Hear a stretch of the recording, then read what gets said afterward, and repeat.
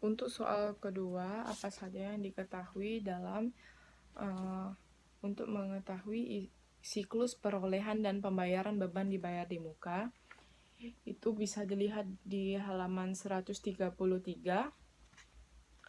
pada modul 5 di tujuan audit, yaitu yang dilakukan adalah saldo per tanggal neraca yang merupakan beban yang masih mempunyai manfaat di masa yang akan datang. Kedua, penambahan selama periode pemeriksaan. Yang ketiga, pembebanan beban yang dibayar di muka memang merupakan beban untuk tahun yang berjalan dan telah dihitung atas dasar yang dapat diterima dan konsisten dengan dasar yang digunakan periode sebelumnya atau occurrence and cut-off. Dan yang terakhir, akun-akun tersebut telah diklasifikasikan dengan tepat dan hal yang penting telah diungkapkan dalam laporan keuangan. Untuk di buku kedua, yang dalam schedule tersebut dibutuhkan untuk menghitung beban dibayar di muka dibutuhkan sewa dibayar di muka, asuransi dibayar di muka, dan juga pajak dibayar di muka. Untuk soal yang ketiga, investasi apa saja yang dilakukan oleh PT Sugus? Investasi yang dilakukan oleh PT Sugus, investasi saham ke PT PU sebesar 100 lembar dengan nominal 1 juta per lembarnya. Lalu investasi PT Piglet sebesar 300 lembar dengan nilai nominal 1 juta per lembar. Dan juga uang muka pembelian gedung. Selanjutnya nomor 4, jelaskan temuan dan pada modul perolehan dan pembayaran aset tetap beserta proposed adjustment dan reclassification entries atau PARE-nya. Terdapat dilakukan pertama halaman 120 pada buku 1, pada buku 2 itu terdapat temuan pemeriksaan dari informasi pada halaman 164 bagian D buku 1. Bagian D buku 1 yaitu tentang utang sewa pembiayaan.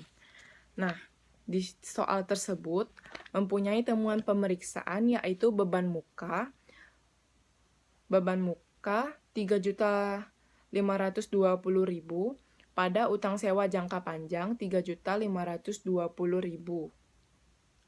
3.520.000 didapatkan dari 440 dikali 8 bulan.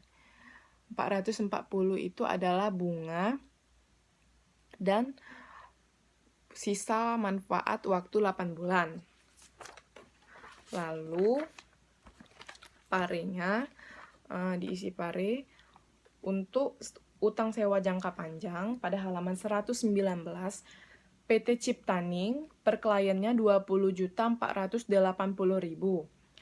dikurang kredit di kolom pare sebesar 3.520.000. Per auditnya adalah 24 juta. Untuk PT Maju per kliennya 82.654.000. Per auditnya tetap sejumlah seperti itu. Maka total per audit dari kedua PT tersebut adalah 106.654.000. Lalu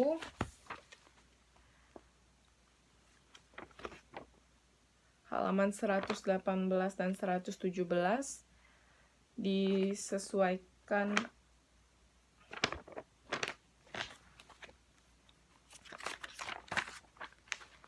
Lalu, pada halaman 115 terdapat temuan pemeriksaan.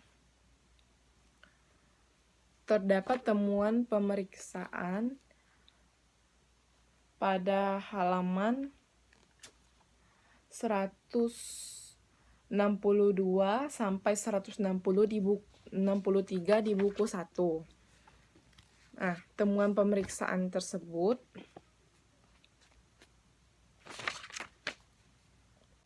dapat dilihat di buku 1, petunjuk soal di halaman 160. Dapat dilihat dari halaman 160 sampai 163. Temuan pemeriksaan bangunan dan prasarana, kendaraan bermotor, dan juga peralatan kantor. Untuk bangunan dan prasarana, itu jurnal koreksinya bangunan dan prasarana pada utang pajak 23 sebesar 30 juta. Untuk kendaraan bermotor adalah Bank Lopo pada kendaraan bermotor 240.629.000. Pada kendaraan bermotor 240.629.000. Harga perolehan kendaraan baru 300 juta, akumulasi penyusutan kendaraan lama 16 juta, rugi penjualan 4.629.000. Pada kendaraan lama 80 juta dan Bank Lopo sebesar 240.629.000.